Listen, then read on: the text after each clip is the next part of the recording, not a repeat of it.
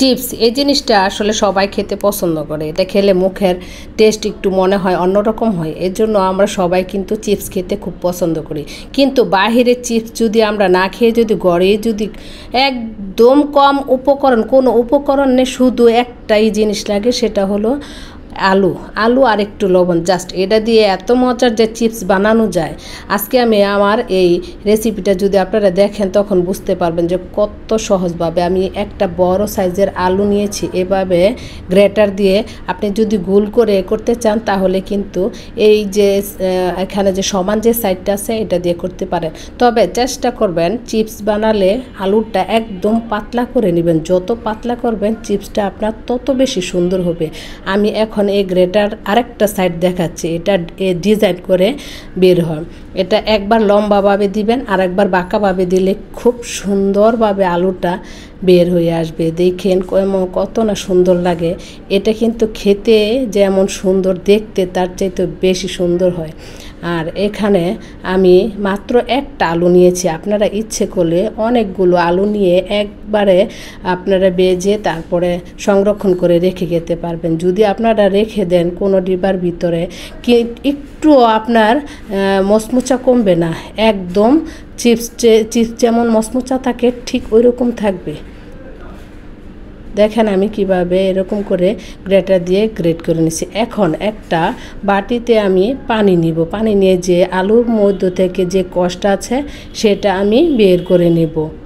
এখন ভালো করে একবার করে ধুয়ে তারপর আমি এটা কিন্তু একটু লবণ দিয়ে ভিজিয়ে রাখবো। আপনারা ইচ্ছে করলে আপনারা নাও ভিজিয়ে নিতে পারেন, তবে লবণ দিয়ে ভিজিয়ে নিলে যখন ভাজবেন তখন কিন্তু আলুটা একটু লবণ লবণ লাগবে, তো খেতে খুবই ভালো হয়। এখন আমি 10 মিনিট ভিজিয়ে রাখবো। দেখতে কত সুন্দর না লাগছে এরকম ডিজাইন করা আলু কাটারটা দিয়ে কাটার পর। আর আলুটা আমার ওটা যে সমান সমান ছিল এটা একটু মোটা হয়েছে, কিন্তু এই যে ডিজাইন করে যে আলুটা আমি কেটেছি এটা কিন্তু খুবই পাতলা হয়েছে। এখন আমি একটা স্ট্রেনারের মধ্যে নামিয়ে পানি যে ছিল আলুর মধ্যে এটা আমি সম্পূর্ণ আমি শুকিয়ে যেতে যাই এরকম করে তারপর আমি নিব। স্ট্রেনারে আমি পানি ঝরিয়ে একটা প্লেটের মধ্যে আমি টিস্যুর উপরে সুন্দর করে রেখে দিব। আর আলুটা এমন করে আপনারা শুকাবেন যাতে আলুর গায়ে একটু পানি না থাকে। তারপর আমি শুকিয়ে আমি ফ্যানের মধ্যে 10 মিনিট রেখে দিব। অনেকে আছে যে আলুটা কেটে তারপর রোদ্রে শুকিয়ে নেয়, কিন্তু রোদ্রে শুকানো কোনো দরকার নেই। আপনি এইভাবে সাথে সাথে বানিয়ে ফেলতে পারবেন, তবে আলুটার গায়ে যেন কোনো প্রকার পানি না থাকে। পানি থাকলে আপনি যখন আলুটা তেলের মধ্যে দিবেন তখন কিন্তু তেলটা ছিটে যাবে আর অত একটা সুন্দর হবে না। আর যদি এইভাবে যদি আপনি আলুটাকে শুকিয়ে নেন তাহলে কিন্তু সেটা খুবই সুন্দর হবে। আমি আবার টিস্যু দিয়ে উপরে যে পানিটা ছিল সেটা আবার মুছিয়ে নিচ্ছি। এভাবে আমি আলুটাকে ভালো করে পানি ছাড়াবো। আমি আবার 10 মিনিট ফ্যানের নিচে রেখে দিয়েছিলাম। সম্পূর্ণ আলু আমার শুকানো হয়ে গেছে।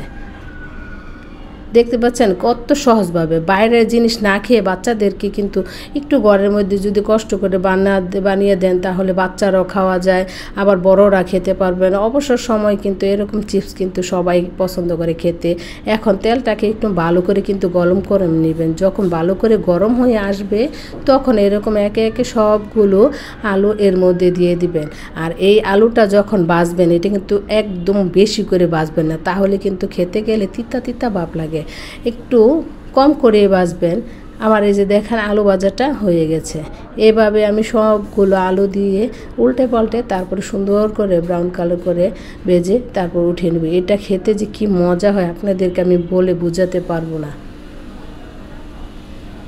চিপস জাতীয় খাবার সবাই খেতে পছন্দ করে, অথচ আমরা যদি রেস্টুরেন্টে যাই এরকম আলু দিয়ে কত রকম এরা রেসিপি বানায়, কিন্তু আলু দিয়ে যদি আমরা কষ্ট করে ঘরে বানাই তাহলে কিন্তু এই আমরা কত সহজভাবে কত মজাদার খাবার বানিয়ে খেতে পারি।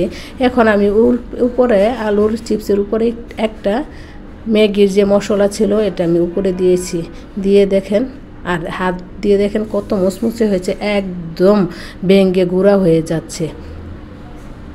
আপনারা একবার হলো বাসায় বানিয়ে তারপরে বাচ্চাদেরকে খাওয়াবেন, আর এটা সংরক্ষণ করে আপনি অনেক দিন রেখে খেতে পারবেন। আমার এই রেসিপিটা যদি আপনাদের কাছে ভালো লাগে তাহলে কিন্তু লাইক, কমেন্ট আর শেয়ার করে দেবেন। আজকে চলে যাব, আবার আসবো নতুন আরেকটা রেসিপি নিয়ে। ততক্ষণ আপনারা ভালো থাকবেন আর আমার জন্য দোয়া করেন, আমিও যেন ভালো থাকি। আল্লাহ হাফেজ।